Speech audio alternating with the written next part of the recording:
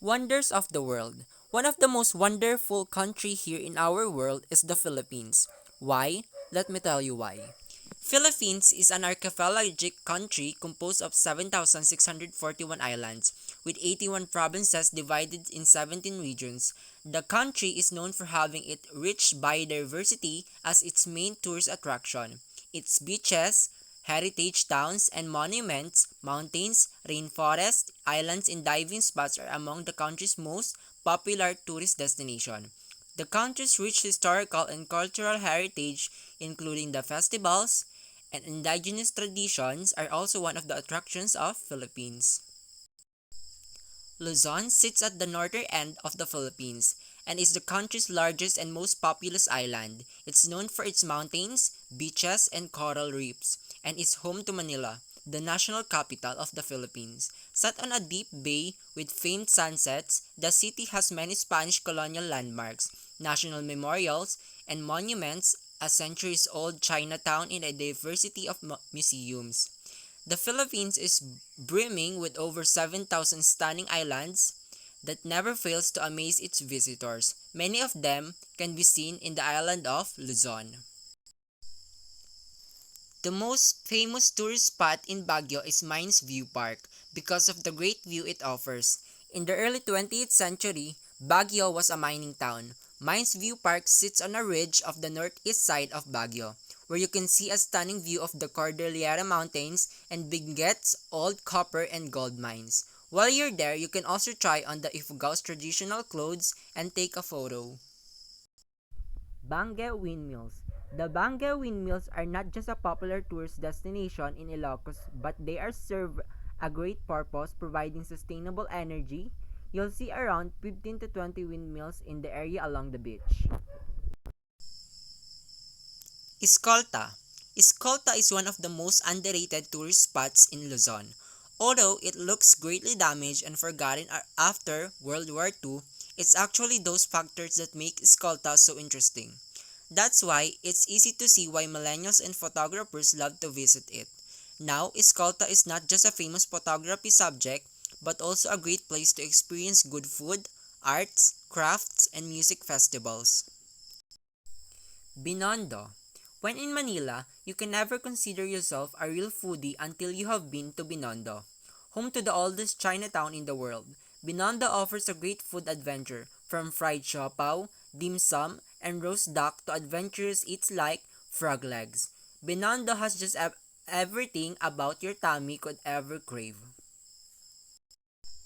Sagada, home to spectacular views and breathtaking natural wonders, is a popular tourist spot in North Luzon, especially for the backpackers and soul searchers.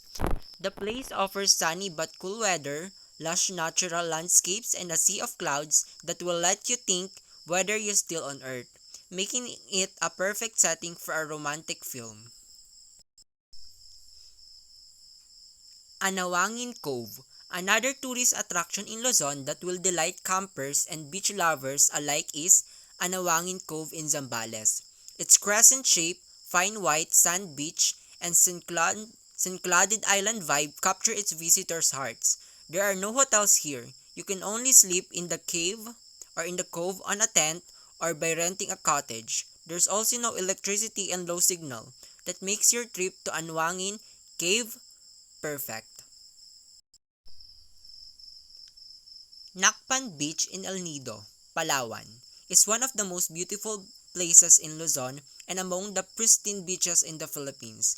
While it does not have the white sand that Boracay takes pride in, Nakpan Beach offers an equal and neatable island experience.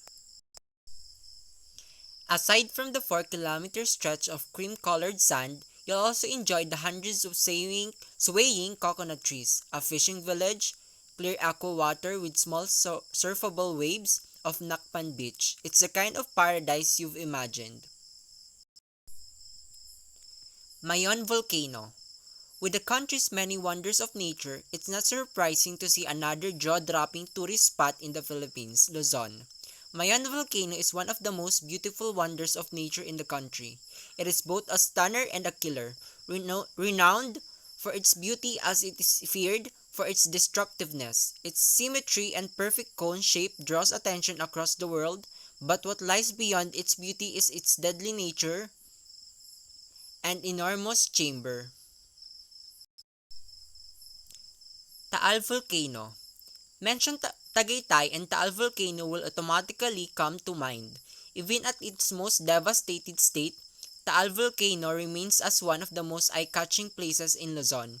It has become a must-visit destination for every traveler across the world because of its pictures features like no other. You can see the volcano from one of the Philippines' most visited destinations, Tagaytay. Tinipak River. Among the most famous places in Luzon, perfect for weekend travelers is the Tinipak River. It's used to be a hidden gem but has now become one of the most popular places to visit in Tanay Rizal, thanks to its beauty. Its water surrounded by white marble rocks that makes every corner Instagrammable. Mount Pinatubo, often called the beautiful disaster. You'll stand in awe once you see Mount Pinatubo. To witness its magnificent crystal clear waters of Crater Lake, you will have to ride the 4x4 or an ATV. The ride will be a rocky one, but you will see the view. All the bumps you've gone through are all are worth it. What makes this trip even better is that you can interact with one of the oldest indigenous tribes in the Philippines, the Aitas, and experience their culture. One charming treasure of Palawan that truly stands out is the Puerto Princesa Subterranean River National Park. It is one of the longest underground rivers in the world that outflows directly to the sea, traveling 5 miles through a subterranean cave system. Inside the Puerto Princesa underground river, you will see karsts, natural rock formations created by dissolving limestones, loom in every direction. Vegan. If you fancy exploring historical places in Luzon, Vegan should be on your list. Visiting Vegan City is like traveling back in time because of its preserved Spanish colonial town that even the world considers it is as one of the best. Aside from the magnificent vegan tourist spots, what makes this North Luzon tourist spot well loved is its historical and cultural significance that feed not just wanderlust but also a traveler's mind and soul. Intramuros. Known as the Walled City, Intramuros is a place rich in history and culture. With its cobbled streets and preserved architecture dated hundreds of years ago, it will have you thinking whether you are still in the Philippines or not. Hundreds of years ago, many remarkable events happened here. That's why it's one of the most historical places in Luzon and in the Philippines. Hidden Beach. Contrary to its name, Hidden Beach in El Nido, Palawan is not so hidden anymore, especially since Condé Nast Traveler named it as one of the world's 30 best beaches in the world. The Hidden Beach hides behind tall natural stone walls with only a tiny break from which to enter and exit. It's perfect for swimming, chillaxing, and picture taking. Big Lagoon at Small Lagoon. Undoubtedly, El Nido always make it to the top list of beautiful places in Luzon. Don't miss these big and small lagoons as these are the best tourist spot in El Nido. You can go kayaking, paddleboarding, or swimming in these lagoons while digesting its majestic views. Aside from these lagoons, make sure to also visit Nakpan Beach as it's one of the most beautiful beaches in the Philippines. And lastly, who would forget the Banawi Rice Terraces?